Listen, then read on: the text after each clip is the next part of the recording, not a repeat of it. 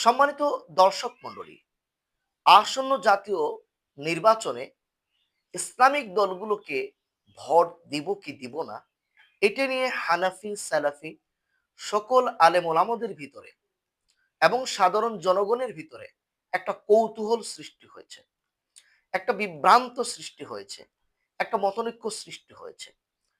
মানুষ ভোট দিবে কি দিবে না, ভোট কেন্দ্রে যাবে কি যাবে না, এ ব্যাপারে একটা বিশাল আলোচনা সমালোচনা মানুষের মুখে মুখে সোশ্যাল মিডিয়ায় রয়েছে। আমরা আমাদের বক্তব্যে আজকে মানুষের মাঝে, আলেম ওলামাদের মাঝে এই যে একতলাপ তার নিরসনের চেষ্টা করবো ইনশাআল্লাহ। আশা করি আমাদের বক্তব্য এই বিভ্রান্তি, এই মতনৈক্যের একটা অন্যতম নিরসনের একটি মাধ্যম হবে ইনশাআল্লাহ। এজন্য বক্তব্যটিকে বেশি বেশি করে শেয়ার করার চেষ্টা করবেন। প্রথমত আমাদেরকে দেখতে হবে যে গণতান্ত্রিক প্রক্রিয়ায় এই যে নির্বাচন বা ভোট পদ্ধতি, এই সম্পর্কে ইসলামের হুকুম কি? এ সম্পর্কে ইসলামের হুকুম সম্পর্কে আহলুল হাদিস, সালাফি বলেন আর হানাফি বলেন, মালিকি বলেন, হাম্বলি বলেন, এভাবে সকল মাযহাবের সকল আলেম ওলামারা একমত যে গণতান্ত্রিক প্রক্রিয়ায় এই ভোট পদ্ধতি অবশ্যই হারাম হারাম হারাম। বাংলাদেশে মোটামুটি ৮টি ইসলামিক রাজনৈতিক দল, যেমন জামাতে ইসলাম, হেফাজতে ইসলাম এবং আহ, খেলাফতে মজলিস বাংলাদেশ, এভাবে অনেকগুলো ইসলামিক দল তারা নির্বাচন করছে। তারাও কিন্তু বলতেছে এই গণতান্ত্রিক ভোট পদ্ধতি এটা হারাম, এটা সকলেই বলতেছে। তাহলে গণতান্ত্রিক পদ্ধতিতে এই ভোট পদ্ধতি যে হারাম, এটা আমরা সকলেই দেখতেছি, জানতেছি, বুঝতেছি। অতএব এই ব্যাপারে আর নতুন করে আর কোনো ফতোয়া ডেলিভারি করার আমার মনে হয় না আর কোনো প্রয়োজন আছে। এটা হারাম, এটা আমরা সকলেই জানছি। অতএব এই গণতান্ত্রিক ভোট পদ্ধতি হারাম, এটা কুফর, এটা শিরিক, এটা ইসলামের পরিপন্থী, এটা খেলাফতের পরিপন্থী। সম্মানিত উপস্থিতি, তাহলে আমরা কি ভোট দিব না? অবশ্যই, যেহেতু আমরা জানতেছি এটা হারাম, এটা অপবিত্র, এটা থেকে আমরা নিজেদেরকে পবিত্র রাখবো। এই গণতান্ত্রিক নির্বাচনের অপবিত্র থেকে আমরা নিজেদেরকে পবিত্র রাখবো, এটাই। সারা পৃথিবীর আলেমরা যদি বলে এখন এটা জায়েজ, এটা আর জায়েজ হবে না, এটা হারাম, তো হারামই। এখন আমরা যত হারাম বলি না কেন, যতই হারাম বলা হোক, যারা নির্বাচন করতেছে বা অধিকাংশ মানুষ, ইল্লা মাশাআল্লাহ অল্প কিছু সংখ্যক মানুষ ব্যতীত সকলে কিন্তু ভোট কেন্দ্রে যাবে এবং ভোট দিবে। আমরা তাদের উদ্দেশ্যে আমাদের বক্তব্য, আমরা বলবো যারা ভোট দিচ্ছেন না, আমরা দিব না, এটার উপরেই অটল থাকবো। আর যারা দিচ্ছেন, স্বয়ং আল্লাহ এসে যদি বলে ভোট হারাম তোরা দেশ না, রাসূল যদি এসে বলে যে ভোট হারাম তোরা দিবি না, তাও কিন্তু তারা দিবেই দিবেই দিবেই, চূড়ান্ত করে নিয়েছে। আমরা এই সমস্ত লোকদেরকে বলবো ভোট হারাম জেনেই আপনি ওই ইসলামিক দলগুলো যা যেগুলো রয়েছে এগুলোকে ভোট না দিয়ে যেগুলো ইসলামিক দল রয়েছে সেইগুলোকে ভোট দিবেন। আবার বলছি, ভোট হারাম জেনে ওই ইসলামিক দলকে ভোট না দিয়ে যেগুলো ইসলামিক দল আছে সেগুলোকে আপনি ভোট দিবেন। কেন ভোট দিবেন? তার মূল ভিউ, আমাদের মূল ভিউটা কি, উদ্দেশ্যটা কি? আপনি যে বলতেছেন এদেরকে ভোট দিলে তারা ইসলাম কায়েম করবে, দেশে খেলাফত কায়েম করবে, শুধুমাত্র এইটা পরীক্ষা করার উদ্দেশ্যে আপনি এটাতে দিবেন। আমরা বলছি যদি ইসলামিক দলগুলো নির্বাচিত হয়, তারা পশ্চিম কালেও কিন্তু আহ দেশে ইসলামিক রাষ্ট্র কায়েম করতে পারবে না, খেলাফত কায়েম করতে কখনোই পারবে না। তারপরও আপনি মনকে, আপনার মনকে কন্ট্রোল না করতে পেরে, আপনার আবেগকে কন্ট্রোল না করতে পেরে আপনি দিচ্ছেন। এখন দেখেন, যদি তারা আপনার বিজয় লাভ করে, নির্বাচনে তারা যদি বিজয় লাভ করে, এখন তারা সংসদে গিয়ে ইসলাম কায়েম করতে পারে কি পারে না, এটা যারা দেশের ইসলামিক মনা জনগণ যারা ভোট দিচ্ছেন তারাও দেখুক। এবং যারা আপনাদেরকে প্রতিজ্ঞা করেছে যে দেশে তারা ইসলাম কায়েম করবে, রাষ্ট্রে তারা ইসলামিক রাষ্ট্র কায়েম বানাবে, খেলাফত কায়েম করবে, তারাও গিয়ে দেখুক তারা কতটুকু পারে। পশ্চিম কালেও তারা পারবে না, কারণ গণতান্ত্রিক অ্যাপসে থেকে আপনি খেলাফত ইনস্টল করতে পারবেন না, কখনোই পারবেন না। আমরা অগ্রিম বলে দিচ্ছি, আপনি বলবেন আপনি কি গায়েবের খবর জানেন?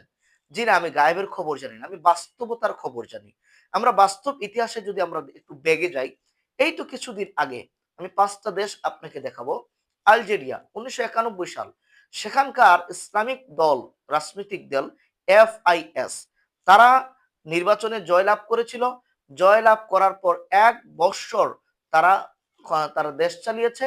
যখনই তারা খেলাফতের রুলস কায়েম করতে গেছে, তখনই তাদেরকে সেখান থেকে সেনাবাহিনীর গণ অভ্যুত্থান করে তাদেরকে বিতাড়িত করে দেওয়া হয়েছে। তার মানে তারা খেলাফত কায়েম করতে পরাজিত হয়েছে, ব্যর্থ হয়েছে, দারুণভাবে ব্যর্থ হয়েছে। এরপরে আমরা 1996 সালে যদি যাই, তাহলে আমাদের এই যে তুরস্ক, সেখানকার রেফাই পার্টি, তারা সেখানে গণতান্ত্রিক প্রক্রিয়ায় ইসলামিক দল, তারা নির্বাচিত হয়ে, তারা যখনই নির্বাচিত হলো 1 বছরের মাথায়, অর্থাৎ 1997 সালে তাদেরকে সেখান থেকে নামিয়ে দেওয়া হলো, ক্ষমতাচ্যুত করা হলো। এরাও আপনার খেলাফত কায়েম করতে দারুণভাবে ব্যর্থ হলো। এরপরে যদি আমরা যাই 2004 সাল, আফগানিস্তানে তালেবানরাও ইসলামিক দল রাজনীতি করে তারা ক্ষমতায় গিয়েছিল। যাওয়ার পর 2 বছরের মাথায় তারা তাদেরকে নেমে আসতে বাধ্য হয়েছে। এরপরে যদি আমরা 2006 এবং 7 সালের হামাসের দিকে তাকাই, তাহলে হামাস, তারাও ফিলিস্তিনে নির্বাচন করে সেখানে তারা জয়লাভ করেছে।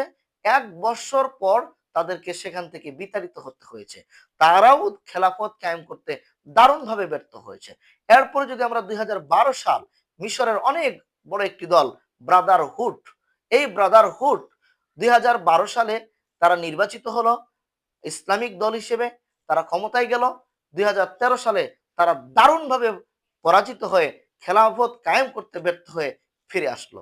এইভাবে আমরা মোটামুটি আপনাদেরকে 5টি দেশ দেখালাম, যেসব দেশে মুসলমানদের আধিপত্য বেশি, ওই দেশে মুসলিম বেশি, এবং তাদের ইসলাম, তাদের ইমান আমাদের থেকে বেশি আগিয়ে, ওই সমস্ত দেশে তারা খেলাফত কায়েম করতে পারে নাই। কারণ গণতন্ত্রের রুলসে থেকে, গণতন্ত্রের ডিভাইসে থেকে, গণতান্ত্রিক অ্যাপ সিস্টেমে থেকে আপনি কখনোই খেলাফত, এই রুলস, এই ডিভাইস চালু করতে পারবেন না।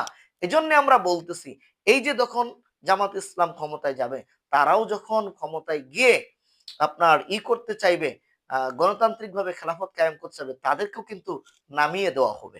অতএব আপনারা এটা শুধু জাস্ট দেখুন, 1 বছর তাদের যদি তারা জয়লাভ করেও, আমরা দোয়া করি তারা জয়লাভ করুক। আল্লাহে, আল্লাহর কসম, আমি বলতেছি, আমার ভিউ হচ্ছে তারা খেলাফত, তারা এইবার আসন্ন নির্বাচনে জামাত ইসলাম বা ইসলামিক দলগুলো তারা যাক ক্ষমতায় গিয়ে, তারা দেখুক। আমার মূল ভিউটা হচ্ছে তারা গিয়ে দেখুক এবং দেশের ইসলামিক মনা মানুষগুলো গিয়ে দেখুক যে এরা খেলাফত কায়েম করতে পারে কি পারে না।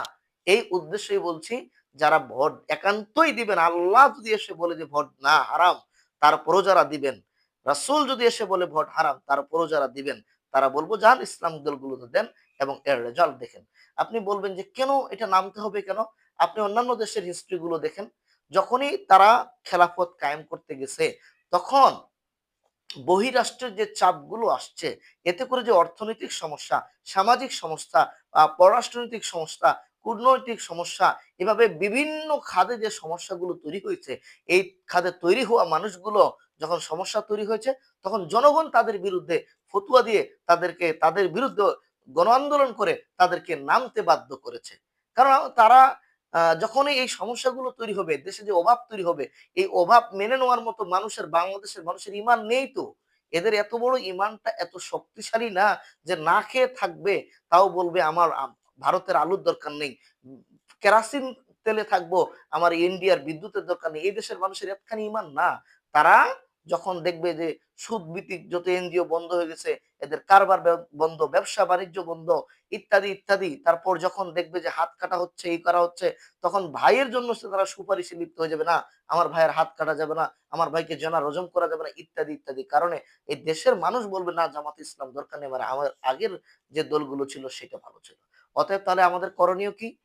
যারা ভোট দিতে যাচ্ছেন, তারা ইসলামিক দলগুলোকে দিয়ে দেখেন অবস্থা কি হয়, এবং এখান থেকে শিক্ষা নিলে পরে হবে কি, আপনারা যে বর্তমান যে আপনার পরবর্তীতে খেলাফতের যে সিস্টেম, এই সিস্টেমে আপনারা অটোমেটিক ফেরত আসবেন, বুঝতে পারবেন যে আসলে গণতন্ত্র আপনাদেরকে ধোকা দিয়েছে। কারণ গণতন্ত্র মেড বাই শয়তান, এটা পুরোটাই ধোকা।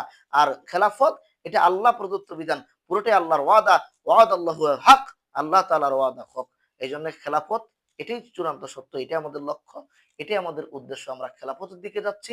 যারা গণতন্ত্রের দিকে যাচ্ছেন তারা ঝুঁকে এসে দেখে আসেন, ঠেকবেন, অবশ্যই সেখান থেকে শিখবেন। শিখার পর যেন অবশ্যই যেন আপনাদের সঠিক রাস্তার অবলম্বনকারী হন, দিশারি হন, সেই দোয়া আপনাদের জন্য আমরা করি। আল্লাহ আপনাদেরকে সকলকে বুঝার তৌফিক দান করুন। আমিন।